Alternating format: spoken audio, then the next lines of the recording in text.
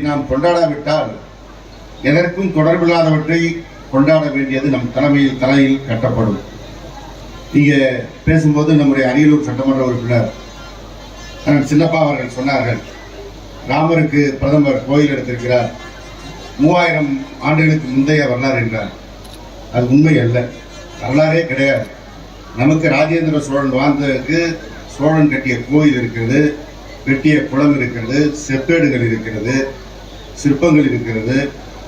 நாம் அதை வைத்து ஆதாரபூர்வமாக இதை கொண்டாடுகின்றோம். ஆனால் ராமன் இருந்ததற்கு வரலாறும் கிடையாது, ஆதாரமும் கிடையாது. அவர்களே அவதாரம் என்பார்கள். ஒரு அவதாரம் என்றால் பிறக்க முடியாது, அது கடவுள் என்று நாம் கொண்டாடுவது. கடவுளாக பிறந்துவிட்டால் அவதாரமாக இருக்க முடியாது. எனவே நம்மை மயக்கி நம்முடைய வரலாற்றை மறைத்து வேறொரு வரலாற்றை உயர்த்தி காட்டுவதற்கான ஒரு வாய்ப்பாகத்தான் அதை எல்லாம் செய்கிறார்கள்.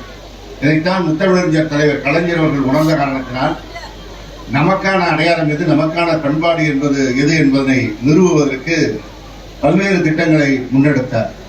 இதே மகாபாரதத்தையும் ராமாயணத்தையும் நம் மீது பல்வேறு பன்னெடுங்காலங்களுக்கு முன்பாக திணித்ததை அது நமக்கானது கிடையாது. அது வாழ்வியல் சிந்தனை கிடையாது, நமக்கு வழிகாட்டுகின்ற நெறிமுறை கிடையாது. நமக்கு வழிகாட்டுகின்ற நெறிமுறை இருப்பது நமது மொழியிலே வந்த திருக்குறள் தான். எனவே திருக்குறளை நாம் கற்க வேண்டும், திருக்குறளை உயர்த்தி பிடிக்க வேண்டும் என்றுதான் வள்ளுவருக்கு 133 அடியிலே சிலை அமைத்தார். சென்னையிலே வள்ளுவர் கோட்டம் அமைத்தார்.